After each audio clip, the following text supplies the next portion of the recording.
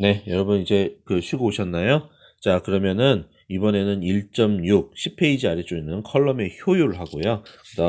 그 다음에 잠깐만 좀 넘겨보시겠어요? 12페이지에 보면 머무름 매개 변수까지 한번 요 두 개 정도를 요번 50분 동안 영상, 두 번째 영상에서 한번 설명해 보도록 하겠습니다. 자, 진도에 대해서 되게 걱정이 많으신 수강생이 있을 것 같긴 한데요. 1단원이 수학적 표현이 너무 많다 보니까 지금 되게 고생을 지금 하면서 나가시는 거라 좀 느린 편이고요. 2단원, 3단원, 4단원을 잠깐 넘겨보시면 이렇게까지 수학적인 내용이 막 나오진 않아요. 그러니까 이 책 저자는 수학적인 용어, 여기서 말하면 머무름 계수, 이론단 효율, 이러한 기본적인 용어들이 책 뒤에서 계속 사용이 되거든요. 이게 구체적으로 어떤 의미를 갖고 있는 뜻인지를 1단원에서 완벽하게 어느 정도 용어 설명을 다 확정을 지어서 알려준 다음에 이제 2단원 이후의 본문 내용들을 이제 너네 이런 용어는 처음 보는 거 아니잖아. 1단원에서 다 알려줬잖아. 그러니까 이제 이게 이런 거야 라고 그런 용어를 써가면서 이제 설명을 하려고 책을 만든 거예요. 그래서 저는 그렇게 봅니다. 그래서 실제로 요 1단원 고비만 잘 넘기시면 2단원, 3단원이 생각보다는 술술 나갈 수 있을 거예요. 생각보다는 술술. 그러니까 어려운 내용인데 그래도 지금 이렇게 막 수학과 수식이 난무하는 막 그런 거는 아니라는 거, 그건 말씀을 확실하게 드릴게요. 자, 그러면은 교수의 목표는 1.7까지 오늘 영상까지 마무리 짓도록 하겠다. 오늘 수업 진도를 마무리 짓겠다. 이 얘기입니다. 한번 봅시다. 그림 10번, 10페이지에 그림 1.6번에 이론단 모델이라 그래가지고 여러분 잘 보시면 이게 정규분포 곡선이 두 개가 이렇게 나와 있잖아요. 원래는 이렇게 멀리서 보면 이렇게 생긴 그래프인데, 그쵸? 요건데 교수가 이제 여러분 우리 책에는 진한 회색과 옅은 회색 그래프로 해서 이렇게 왼쪽처럼 나눠져서 그림이 그려져 있을 거예요. 이론단이라고 하는 의미는 뭐냐면은 이렇게 부드러운 곡선화되어 있는 가우스 곡선이 아니라 각 컬럼을 층층으로 나눠가지고 컬럼을 세세한 층층으로 단으로 나눠가지고 분석을 하니까 이러한 곡선들이 각 층층을 지날 때마다 물질의 농도, 양으로 표현이 돼서 이렇게 지금 그래프가 이렇게 칸으로 나눠져 있을 거예요. 그렇죠? 이 칸 하나하나가 바로 기둥, 이런 그래프 기둥 한 줄 한 줄 하나하나가 바로 그 컬럼에 있는 각각의 특정 단들을 통과하는 녀석들의 농도예요. 통과 농도들이에요. 그래서 이렇게 칸으로 나눠가지고 지금 이렇게 표현하고 있다는 게 이론단 이론의 배경으로 설명하는 것이고, 이 과정에서 나오는 것들이 분배계수 K, 그 다음에 이론단의 높이 H, 그 다음에 이제 이게 제대로 반응이 진행될 것이냐, 정말 컬럼을 따서 잘 흘러갈 것이냐, 자유에너지의 변화량, 그 다음에 그쵸, 이러한 것들로 지금 설명이 되어 있는 거예요. 핵심적인 변수들은 거의 다 설명을 다 한 건데, 그 다음에 이제 컬럼이 얼마나 좋은 효율을 가지고 있는 컬럼을 쓰느냐에 따라서 크로마토그래피에서 여러 가지 혼합물들을 확실하게 분리해낼 수가 있거든요. 자, 그래서 가우스 정규분포 곡선에 대해서 좀 한마디 할게요. 먼저 그냥 확실하게 쉽게 이해하기 쉽게, 컬럼의 길이가 짧은 컬럼도 있는가 하면 컬럼의 길이가 긴 컬럼이 있습니다. 네, 컬럼은 긴 컬럼도 있어요. 오랜 시간 동안 그 혼합물들이 그 짧은 컬럼을 통해서 통과할 때랑 그보다도 더 오랜 시간 동안 더 긴 컬럼을 통해서 지나가면서 분리될 때랑 어느 쪽이 더 분리가 더 잘 되냐라고 물어보면, 그래도 컬럼이라고 하는 공간을, 그러니까 즉 고정상을 오랫동안 거치면서 이동할 경우에 더 분리는 더 잘 돼요. 그런데 문제가 뭐냐면, 그때 나오는 그래프의 모양을 보면 이렇게 좀 나름대로 적당한 높이, 적당한 두께, 이런 모양을 갖는 이런 그래프가 나오면 참 좋은 건데, 컬럼이 쓸데없이 길어지게 되면 어떤 일이 벌어지냐면은, 똑같은 A와 B가 섞여 있는 물질로 분석을 한다 하더라도 A와 B가 섞여 있는 물질로 집어넣고 분석을 했을 때 나오는 가우스 그래프는 이렇게, 그러니까 컬럼에 A라는 물질만 집어넣었다. 근데 컬럼의 길이만 다를 뿐이다. 채워져 있는 물질의 종류, 고정상의 종류도 똑같다.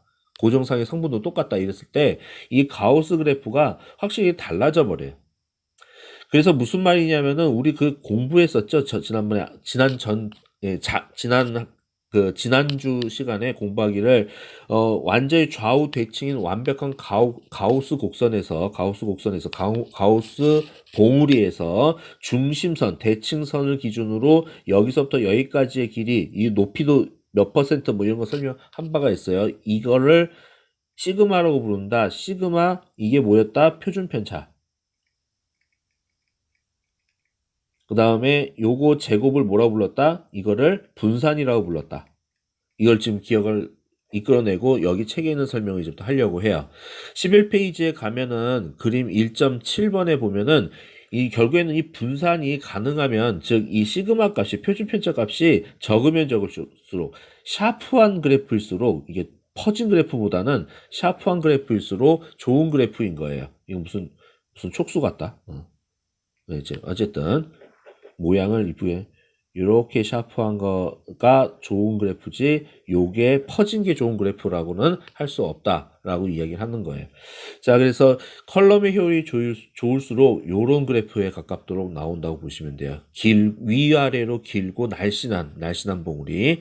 자, 그래서 그림 11페이지에 그림 1.7번을 보게 되면은 용리액, 그러니까 저기 이동상이죠. 이동상에 의해서 길이 대문자 L만큼 길이 대문자 L만큼 어떻게 컬럼의 길이가 갖춰져 있을 때 이걸 따라서 흐를 때 소문자 L도 있습니다. 이건 아마도 제가 봤을 때 시간을 뜻하는 건데 0초에서부터 뭐 1초, 2초, 3초, 4초 이렇게 시간을 셌을 때 농도에 따라서 봉우리가 이게 검출기를 통해서 나오게 되면 시간 t에 따라서 이게 L은 이거는 이동거리인가? 이게 시간인 것 같은데 옆에 그래프가 이렇게 나오죠. 이렇게 신호 딱 이렇게 해가지고 전기적 신호를 이야기하는 거예요. 그래서 쭉 0초에서부터 쭉 나와서 그래프가 다 이렇게 해서 딱 이렇게 그래프 이쁘게 나와 있죠. 이게 바로 무슨 시간? 머무름 시간 TR, 리텐션 타임. 그 다음에 요 폭이 바로 표준 편차라고 이야기하는 거죠. 자, 그래서 표준이란 말을 써도 되고 안 써도 되는데 일단은 이 그래프가 좌우 대칭으로 완벽한 그래프라 그러면 표준 편차라는 말 쓰는 게 사실은 맞아요. 네. 그렇게 보시면 되겠습니다. 자, 그래서 우리 책은 지금 좀 이 책의 문제점은 뭐냐면은 요런 걸 썼으면 칼같이 지켜줘야 되는데 별다른 소용없이 이거하고 이건 같은 건데 요런 내용 같은 거 설명이 빠져 있어요. 요거 지금 같이 쓰고 있습니다. 네, 같이 쓰고 있어요. 자, 그러면 아까 전에 교수가 뭐라고 얘기했죠? 요 시그마 길이는, 요 표준 편차 길이는 어떻게 컬럼의 길이가 이것보다 이게 더 길죠. 길면 어떻게 됐어요? 그래프가 늘어나니까 여기는 시그마 값이 늘어나겠죠. 무슨 말 하고 싶은 거냐면은, 컬럼의 길이, 시그마는 이 컬럼의 길이에 이렇게 비례해서 증가해요. 다시 한번. 시그마의 저희 값은 편차의 값은 컬럼의 길이에 비례합니다. 이 말은 뭐하고 똑같겠어? 이거하고 똑같죠? 시그마 L하고 지금 말장난 같은 거 하고 있는 것 같아요. 그럼 한 번 더 말장난 하는 김에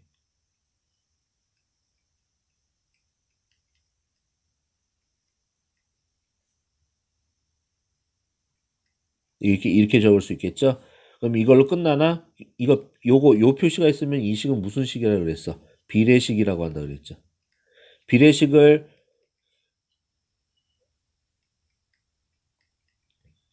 L에 대해서 비례한다라고 했을 때 어떻게 이 등식을 딱 넣어서 쓰는 게 이제 방정식이라고 했죠. 방정식 화해야 되죠. 이공계통 친구들은. 그쵸? 이렇게 어떻게 해서 여기 앞에다 비례상수를 넣어야 되는데 놀랍게도 이 비례상수 값이 바로 이론단 높이예요. 네, 이론단 높이에 비례하여 어떻게 그쵸? 어, 뭐라고 해야 되지? 저기 분산값이 변해요. 아까 교수가 무슨 말을 했죠? 이렇게 그래프가 누운 것보다는 가능한 이렇게 샤프한 게 좋은 거라고 했죠. 샤프하다는 이야기는 무슨 뜻이에요? 무슨 뜻이겠어요? 이 값. 이 시그마 값이 작다는 뜻이죠. 그쵸? 시그마 값이 작으려면, 자, 시그마 제곱 값이 작으려면, 쉽게 해서 작아지려면, 이 H 값이 어때야 되냐면 상당히 작아야 됩니다. 그러니까 한 칸 한 칸 나누는, 한 칸 한 칸 나누는 게 아주 촘촘하게 나눠질 수 있는 뭐예요? 컬럼일수록 요 한 칸 한 칸 요거 길이 높이 요게 작아지면 작아질수록 엄청나게 좋은 컬럼이다라고 이렇게 이야기할 수도 있겠죠. 자, 그리고 앞에서 이 단을 나누는 총 개수 이를 대문자 n으로 표시했었는데 여기서 이제 정식 명칭이 나옵니다. 어떤 명칭이 나오냐면요. 이론 단수,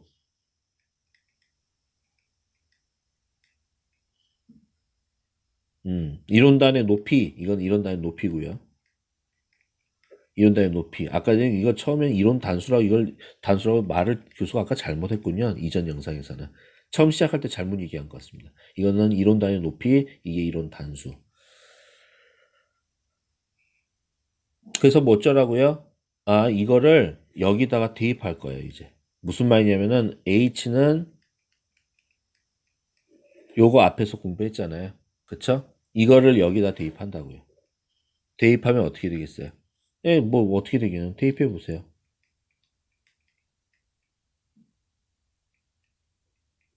이렇게 되는 거죠. 그쵸? 예. 다시 얘기하면은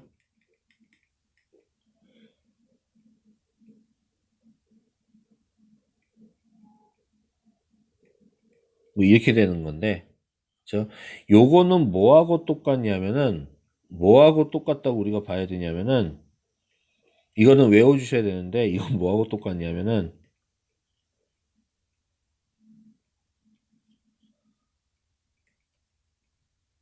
이거하고 똑같습니다. 요즘 무슨 말인지 이해가 안 되는데요. 자, 보세요. 이 L 값이 커지면 커질수록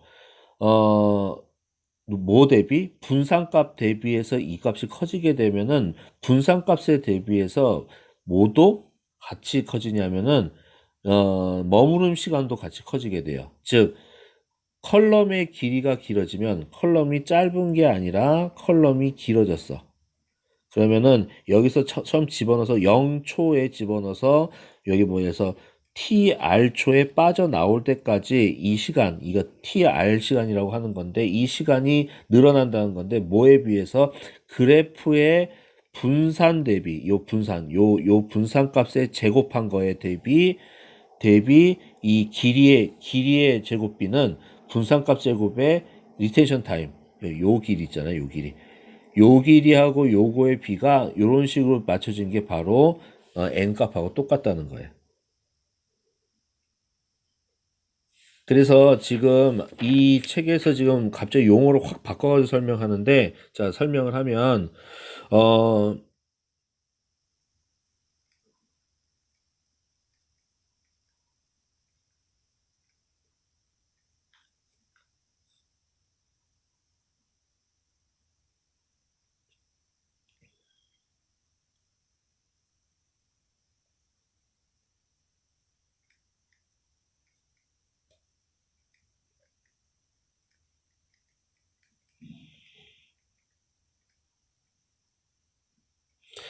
책에서는 시그마 제곱에 대한 컬럼의 길이 L의 비율을 지금 이론 단수라고 지금 정의를 하고 있어서 이런 공식이 나오게 된 거고,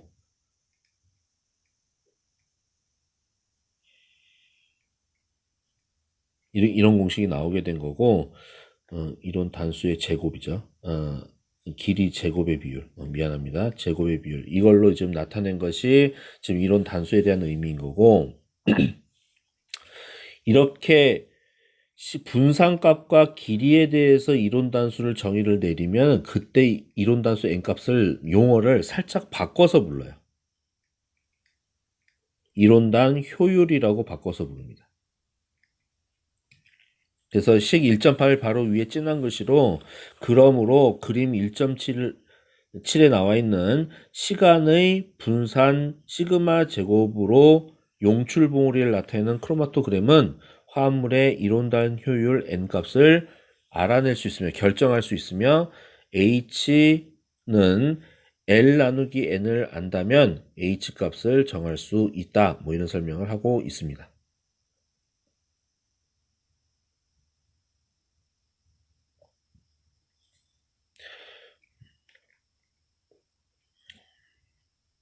자, 그렇게 공부하시면 될 것 같아요. 그리고 그 식바로 1.8 밑에 밑줄 좀 치셔야 되는 게 요 문장이 있죠. 요거는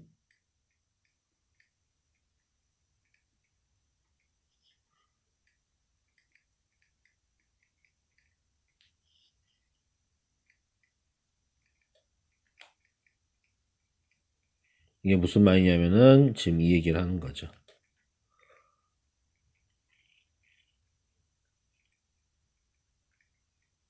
이거 지금 이야기하고 있는 거. 너무 글씨를 못 썼나? 글씨를 너무 못 써서 미안합니다. 이게 마우스로 글씨 쓴다는 게 너무 힘들어가지고 지금 그래요. 네. 이렇습니다. 자, 그 다음 줄에 밑줄 쳐야 될 내용이 나옵니다. 크로마토그램에서 시그마는 밑바닥에서부터 60.6% 높이에서 봉우리 너비의 반, 봉우리의 너비를 W로 한다고 W라고 한다는 말 앞에서 얘기했었습니다. 봉우리의 너비, 밑에서 60.6% 높이에서의 봉우리 너비의 반, 너비의 반이 바로 시그마. 자, 어쨌든 TR은 화합물에 머무는 시간이다. TR과 시그마는 같은 단위로 측정돼야 된다. 만약에 시간으로 단위를 할 거면 시간으로, 거리를 할 거면 거리로 하는 게 맞다는 거예요. 만일 시그마가 부피의 단위를 나타낸다면 4 시그마는 주입된 화합물의 95% 정도를 포함하는 봉우리의 부피에 해당된다. 자, 여기서 보면은 앞에서 봤다는 게 뭐냐면요. 자꾸 교수가 얘기하는 게 여러분 지금 6페이지에 나와 있는 그림 1.3번의 C번을 보고 이야기를 하는 거예요. 예, 그걸 보고 이야기하는 건데, 예, 봉우리가 이렇게 쫙 이렇게 대칭적인 가우스 봉우리가 딱 있으면, 여기 중심에서부터, 밑에서부터 몇 퍼센트 되는 지점에서 선을 그어 놓고 여기서부터 봉우리 끝에서도 봉우리 끝까지 이 길이를 W로 한다라고 분명히 얘기를 해놨을 거예요. 봉우리의 폭 이게 바로 몇 프로냐면 13.5% 되는 지점입니다. 이게 요쪽 하나가 2 시그마라고 했기 때문에 폭은 4 시그마가 되는 거예요. 그렇죠? 전체 폭은요. 4 시그마가 되는 겁니다. 이 포시그마가 왜 중요하냐면요. 자, 그림을 밑에다 한 번만 더 그릴게요. 자꾸 그림을 반복해서 그리니까 힘들어 하시는 분들이 있는데 여러분들은 하나 그려놓고 거기다 폭에서 계속 낙서하듯이 메모하듯이 필기하시기 바랍니다. 편하신 대로. 여기 13.5라고 하는 지점, 이 지점에서 라인을 쫙 긋잖아요. 라인을 쫙 그으면 자, 여기서 그래프를 마저 좀 그려볼게요. 여기 밑바닥이 이제 영선이라 그러고, 뭐라고 해야 되나? 이거를 그래프를 어떻게 그려야지 잘 그렸다 소문이 나지? 잠깐만요, 여러분. 잠깐만요. 이렇게 그리면 안 되겠는데? 정규분포 곡선이 있어. 그 다음에 밑바닥 라인이 0% 라인이 있어. 그리고 그 위로 13.5% 선 라인이 있어요. 자, 그래서 무슨 말 하고 싶은 거냐면은 여기 요 라인, 요 W폭, 이 W폭이라고 해당되는 폭만큼을 나타내는 이 선에서 여기 B금을 칠 거예요. 이 B금이 뭐죠? 봉우리의 밑면적이죠, 밑면적. 이 밑면적은 또 교수가 이렇게 빨간색으로 이렇게 밑줄 한번 쳐볼게요. 빨간색으로. 이 봉우리 완전 전체죠. 토탈. 예. 그러니까 무슨 말이냐면 빨간색으로 밑금을 친 영역을 100이라고 했을 때 지금 위에 까만색으로 밑줄 친 부분 까만색으로 밑줄을 친 부분은 정확히 95%에 해당됩니다. 예. 그러니까 요 영역을 95%라고 이야기하는 거예요. 요 영역.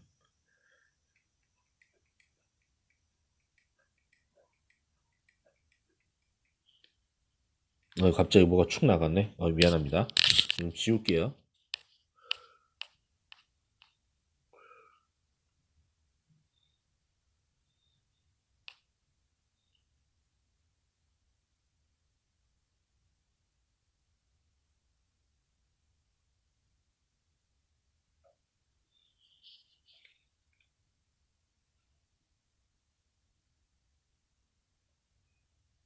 네, 요 정도까지만 표현하겠습니다. 예, 예, 그래요. 화이트 기능이 잘 안 먹는구나. 예, 요 정도까지만 해서 그림 보기가 너무 여러분 지저분하니까.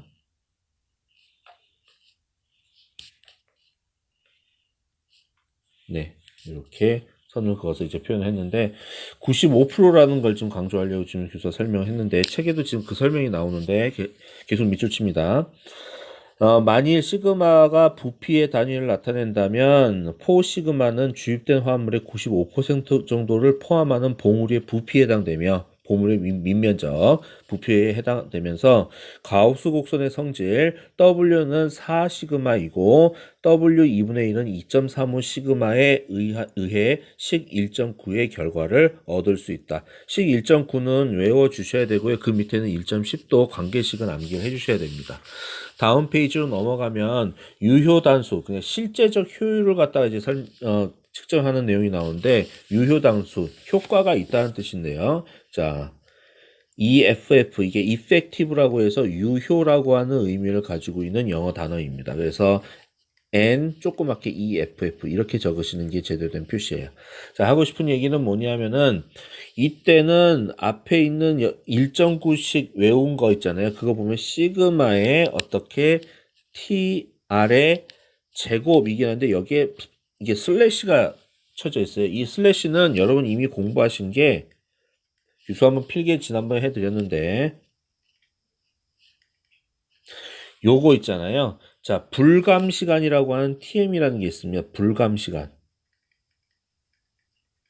감지가 안 되는 시간. 그 다음에 요 T 있잖아요. 요 T. 요 T는 저기 머무름 시간이죠. 무슨 말이냐면은 그래프에서 보면 이게 우리가 알고 있는 TR이라고 하는데 머무는 시간이라고 하는데 처음에 컬럼에 이게 컬럼이 딱 있어요. 그러면은 컵에다가 저기 시료를 갖다가 담아가 시료를 딱 부어주면은 첫 줄만 딱 시료가 딱 젖어가지고 스며갖고 딱 이렇게 있을 거예요. 첫 단에는 딱 스며 들어갖고 있는데 이때 그 다음으로 이동상이라고 하는 거. 이동상이라는 걸 확 부어주게 되면은 시료보다는 이동상이 이 컬럼을 통과하는 속도가 훨씬 빨라요. 여기는 맨 처음에 말라 있어요. 이 부분은 말라 있기 때문에 이동상이 처음에 먼저 여기를 다 적시면서 물론 이동상을 부어주면 이동상을 따라서 시료도 같이 움직이는 건 맞는데 그 움직이는 시료는 시료인 거고 걔네를 초월해서 보다 더 빠른 속도로 마른 컬럼을 젖어가면서 지나가서 이 이동상이 최초로 밑에서 한 방울 두 방울 딱딱 떨어지기 시작하는 시점은 시간이 또 걸릴 거란 말이에요. 이때 만약에 0초에 딱 넣어줬다 이동상을 그러면서 이때 이동상과 시료가 동시에 아래로 출발하기 시작하는 시간을 0초라고 했을 때 먼저 이동상 깨끗한 이동상 용매만 처음 먼저 빠져나와서 튀어나오는 시간이 바로 TR 프라임이에요. TR 프라임이에요. TR 프라임이 아니구나. 미안합니다. 이게 T 이거예요. 이게 불감 시간이에요. 아무것도 나오지 않아서. 그러니까 용매도 안 나오고 아무것도 나오지 않느라고 걸리는 시간. 그리고 거기서부터 이제 용매가 이 끝에 나오기 시작하면서부터 그 다음부터 어떻게 이 용질이 이쪽 마저 내려와서 끝에 와서 이제 용질이 떨어져서 이게 나올 때까지에 걸리는 시간 여기서부터 여기까지 그 시간을 이야기하는 거예요. 이 시간을 TR 프라임 실질적인 머무름 시간이라고 이야기를 하는 겁니다. 실질적인 머무름 시간. 그래서 요거를 이제 이해를 하시고 이제 조정된 머무름 시간 이거를 고려를 해서 조정된 머무름 시간을 여기 위에 항에다가 실질적으로 용매가 다 빠져나오고 나서 용매 흐르는 시간 더하기 그 다음에 시료가 흐르는 시간 뭐 이런 것들을 여태까지 다 카운트를 했었는데 그걸 빼고 시료만 흐르는 시간을 갖다 따로 표시해 놓은 게 1.11번이라는 거예요. 그러면 이거에 맞춰서 밑에 있는 식, 뭐, 이제 16을 곱하고 5.54를 곱하고 하는 이 세 가지 식 있잖아요. 이 식도 같은 의미로 사용되는 건데 그 밑에 W가 분모에 들어가느냐, W 2분의 1이 들어가느냐에 따라서 식이 좀 바뀌고 있다는 사실. 앞에 있는 식하고 거의 그대로 대입을 해보시면은 비교를 하시거나 대입을 해보시면 충분히 이해가 되는 내용일 겁니다. 이 시리즈는 식 11에서부터 13까지는 암기해 주셔야 돼요. 그 다음에 이론단에 해당 높이, H값도 이제 실질적인 유효 단수, 실질적인 효율로 대입을 하게 되면 바뀐다는 거죠. 그래서 식 1.14번처럼 조정이 돼서 일단 계산을 할 수가 있고, 근데 식 1.14는 기체 크로마토그래피에만 적용할 수 있는 그래프이고요. 액체 크로마토그래피 막 이런 거 있잖아요. 이런 거를 에다가 적용을 할 때에는 아래와 같이 소문자 H로 계산해 준다고 합니다. 소문자 H의 의미에서 소문자 DM은 위에 세 줄에 밑줄 한번 치면서 소문자 H와 D가 뭔지 한번 보도록 하겠습니다. 이동상이 액체이고 컬럼이 구형 입자로 채워져 있는 경우 무슨 말이냐면은 여기서 설명해 줘야 되겠죠. 여러분 컬럼에는 가루를 채웁니다.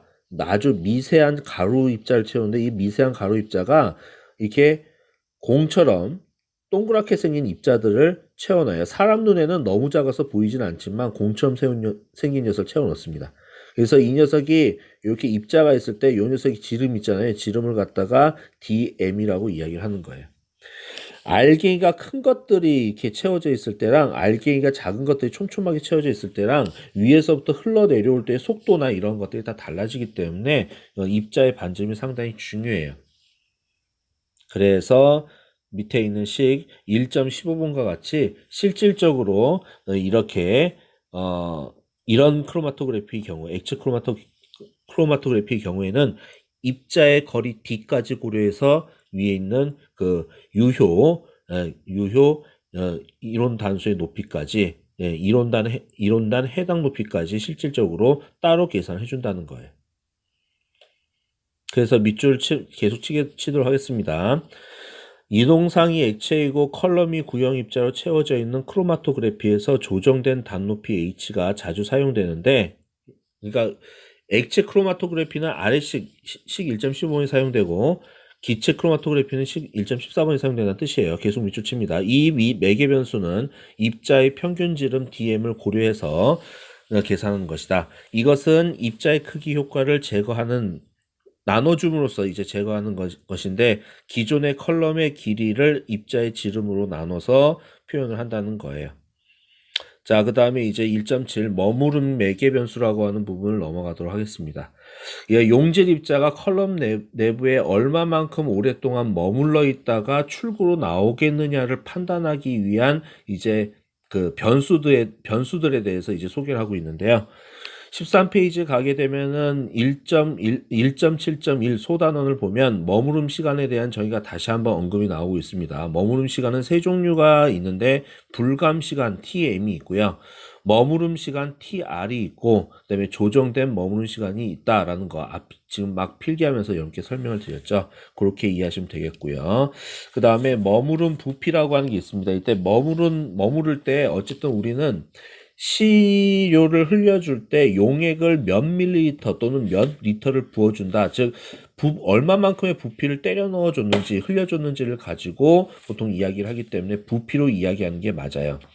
자, 그러면 계속 밑줄 칩니다. 분석물질의 머무른 부피 VR은 머무른 부피 리텐션 볼륨이라고 해요. 컬럼의 입구로부터 분석물질이 빠져나갈 때까지 필요한 또는 빠져나갈 때까지 쭉 부어준 이동상의 토탈 부피를 VR이라고 이야기를 하는 겁니다.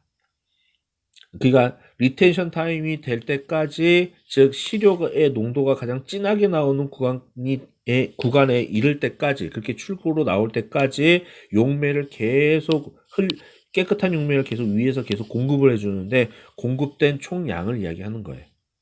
계속 밑줄 칩니다. 이 부피를 측정하기 위해서 이동상의 물리적인 상태에 의존하는 다른 방법들이 사용된다. 가로축의 시간으로 표시되는 표준 크로마토그래피로부터 흐름 속도 F가 일정하다면 VR은 식 1.6에 의해서 계산이 된 1.16에 의해서 계산이 된다. 이게 설명이 나옵니다. 무슨 말인지 이해가 안 되시면 이렇게 설명을 드릴게요.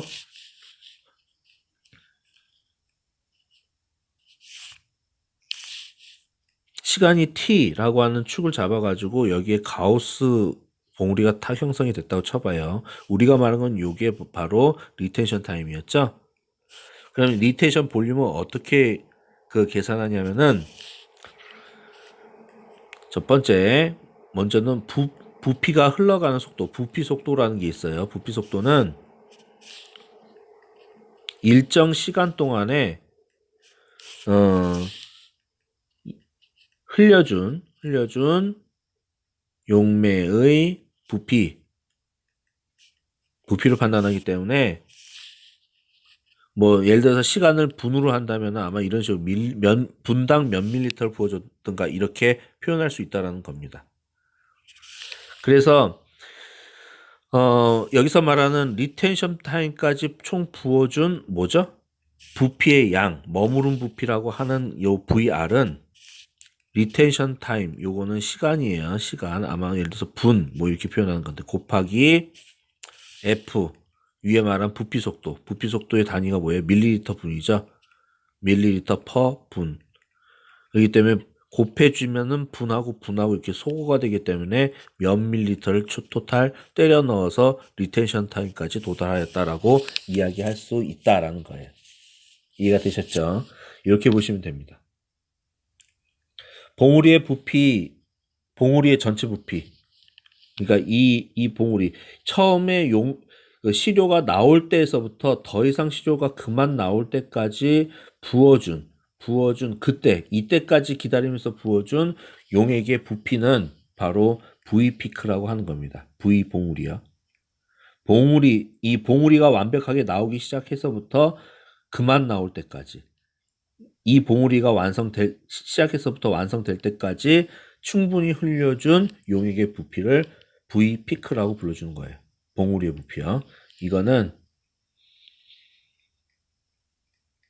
대신 여기서는 여러분이 잘못 알고 계시면 안 되는 게 100%를 갖다가 이야기는 안 하고요. 이상하게도 크로마토그래피에서는 95%의 양을 갖다가 이제 뭐든지 거의 완벽하게 100%처럼 인식을 해서 100%를 따지지 않고 95%만큼의 봉우리가 커버될 때의 양을 갖다 이야기하는 거예요. 끝에 조금 잘라버리고 2.5% 잘라내고 몸체 95%를 봉우리를 달성할 때까지의 부피를 이야기하는 겁니다. 그래서 봉우리의 폭, 이게 바로 95% 면적에 해당되는 그때의 폭의 길이죠. 그쵸? 그 W, 그러니까 요거요.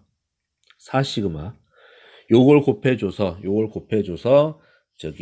구한다는 거예요.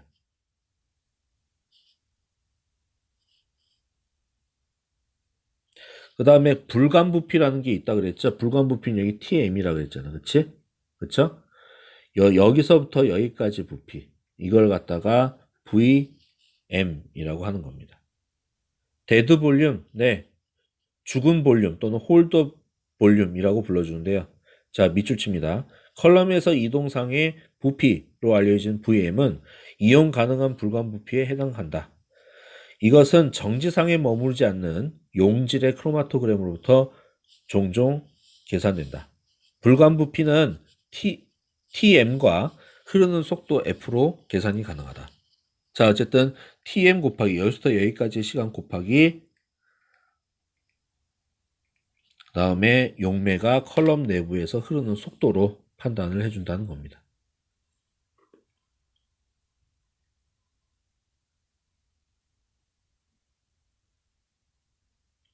자, 그 다음에 밑에 1.7.4에 머무름 또는 용량인자 대문자 K가 아니라 소문자 K입니다. 여러분 이게 분배계수 앞에 공부했던 우리 분배계수라고 해서 오늘 영상에 처음에 나왔던 네른스트의 분배계수 대문자 K하고 이 소문자 K하고 분배계수하고 그냥 똑같은 건데 왜 이렇게 달리 쓰지? 뭐 이렇게 얘기하시는 분들이 있을 거예요. 이거는 네른스트가 그냥 정의 내린 것이고 이제 좀 더 세부적으로 실질적으로 얼마만큼의 용량을 가지고 이 컬럼이 활용이 되느냐를 판단할 때는 소문자 K로 표시를 합니다. 의미는 똑같습니다. 의미는 이겁니다. 이거는 뭐였냐면 앞에 정의 잘 보시겠어요? 교수가 이거하고 이거하고 같다고 분명 필기는 해줬지만 분명히 책에는 이렇게 적혀 있을 겁니다. 위에 있는 K는 농도로 표시해 줬을 때의 값이고 이거는 그야말로 질량을 가지고 표현해 주는 값이에요. 질량을 가지고 표현해 줄 때는 소문자 K로 표시를 하는 겁니다. 그래서 밑에 식이 어떤 식으로 나와 있냐면 식 1.9번에 K와 K의 차이점은 이렇게 차이점으로 나타내 주고 있습니다. 왜 그런지 이해가 되시죠? 왜 그러냐면은 K라는 것 자체가 앞에서 공식 적어드렸죠.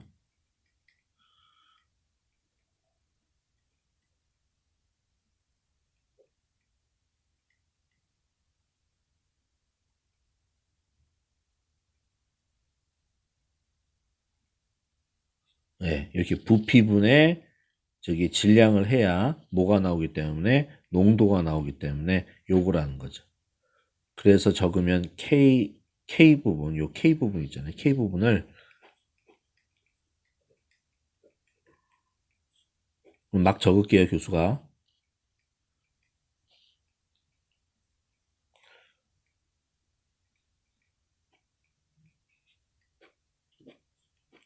소거가 되면 결국에는 이게 K하고 똑같아지는 거죠. 무슨 말인지 이해가 되시죠? 이렇게 나온다는 겁니다. 이렇게 보시면 되겠어요. 자, 그래서 아래줄 밑에서부터 다섯 번째 줄부터 밑줄 칩니다. 용량 인자 소문자 K로 잘 알려진 머무르는 인자는 컬럼의 성능을 정의하기 위해 크로마토그램에서 매우 중요하게 사용하는 매개 변수이다. 비록 흐름의 속도와 컬럼의 길이에 따라 변하지는 않지만, 그러니까 F나 L에 의해서 변하지 않아요. 이 값은요. 이 값은 상수입니다. 상수예요. 그렇기 때문에 F와 L, 흐름 속도와 그 다음에 L 값에는 영향을 절대 받지 않습니다. 영향을 절대 받지 않아요. 그래서 변하지는 않지만 소문자 K는 실험 조건에 의존하기 때문에 일정하지는 않다. 이게 무슨 말이냐? 실험 조건 중에 어떤 녀석에 의해서 변하냐면 이게 상수를 할지라도 온도 같은 거에 의해서 변해요. 온도 값이 어떤 온도냐에 따라서 저기 K 값이 커질 수도 있고 작아질 수도 있습니다.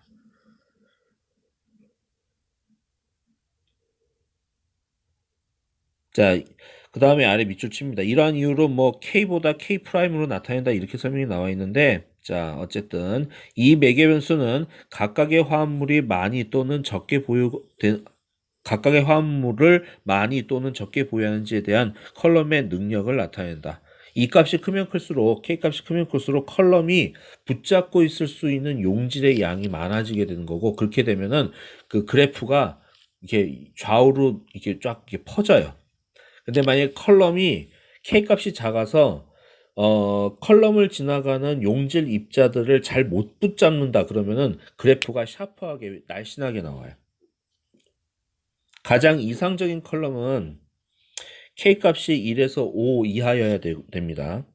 그렇지 않으면 봉우리가 엄청나게 누워가지고 길어져서 이렇게 퍼져버리기 때문에 봉우리가 나오기 시작해서부터 다 나와서 끝날 때까지 시간이 너무 오래 걸려서 실험이 뭐 하루 이틀로 끝나지 않고 분리 과정을 며칠 해야 되는 그런 상황이 발생하기도 합니다.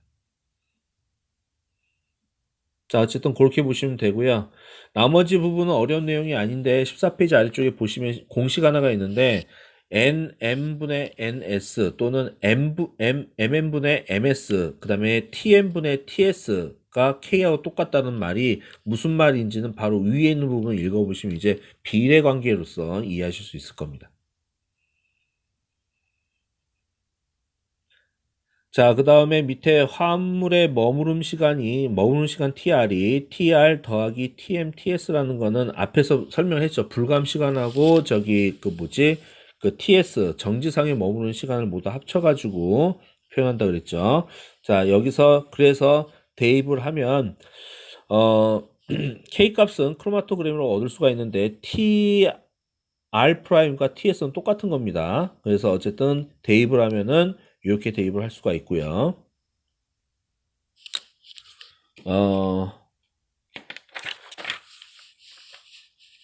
자, 아직도 정의가 헷갈리시는 분들이 있을까 봐 정의해 드립니다. 이 TS는 시간이긴 시간인데 컬럼이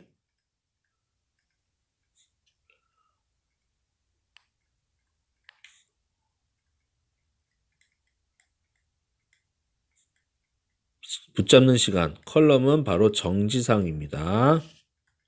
그러면 TR 프라임은 뭐냐면은 순수 용질이 컬럼에서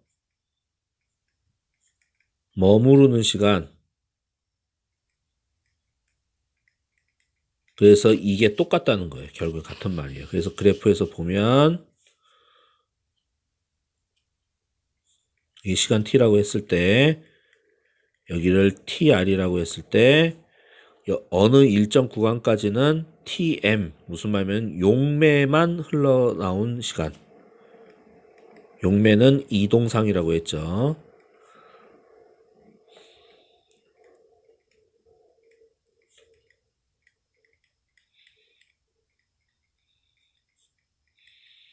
불감 시간이라고 했고 우린 책에서 그 다음에 여기서부터 여기까지를 tr 프라임 또는 ts로 본다는 겁니다. 됐죠? 네네네. 그래서 tr은 ts 더하기 tm 맞는데 tr 프라임 더하기 tm 요거로 표현하면 된다는 겁니다. 이해가 되셨죠? 네. 그래서 요게 요거니까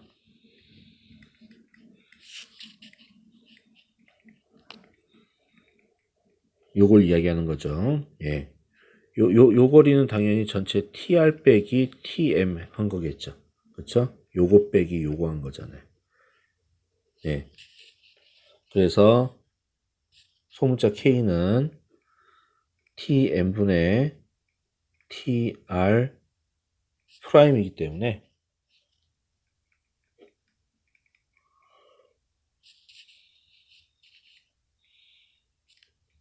이렇게 대입을 해서 표현할 수 있고 결국에는 이걸 정리를 하면 밑에 여러분 식에 나와 있는 것처럼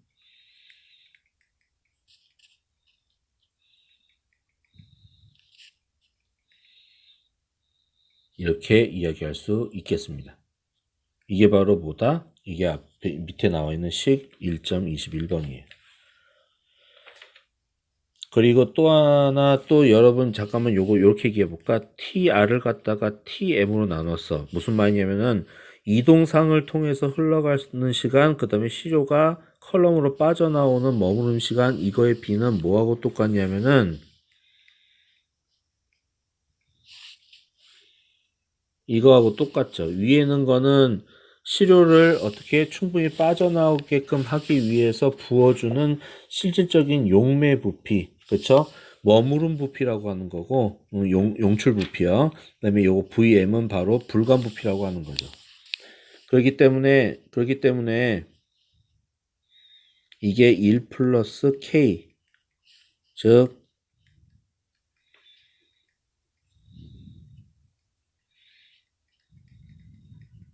이렇게 해서 나와서 이게 식 1.22번이 나오게 된 겁니다. 이해가 되실 거예요.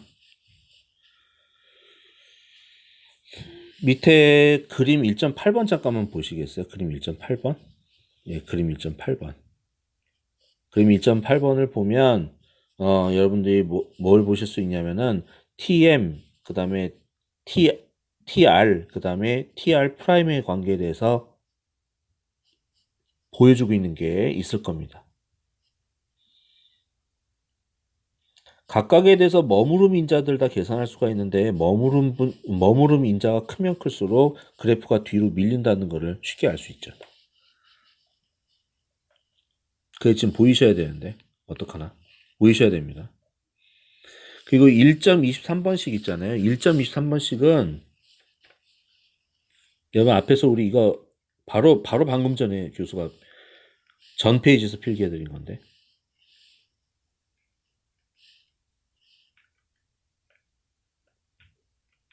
요거 기억하시죠? 요 K를 여기다 때려 넣어서 정리한 거. 이게 바로 식 1.23번이에요. 전혀 다른 식처럼 보이시죠? 네, 똑같은 식입니다.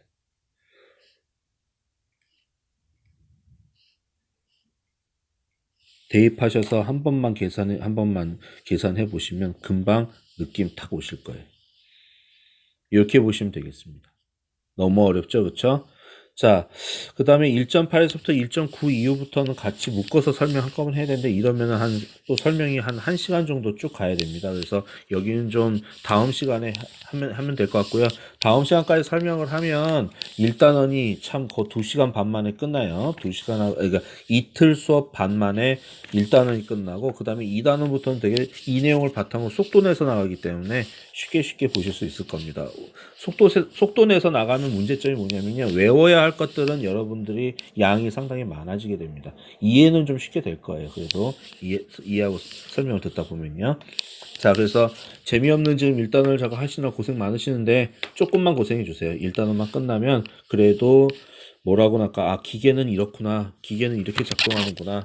결과는 이렇게 나오는 거고 이런 의미를 갖는구나라는 거를 조금 이해하실 수 있을 겁니다. 아시겠죠? 자, 그러면 고생하셨고요. 다음 주에 뵙도록 하겠습니다. 수고하셨습니다.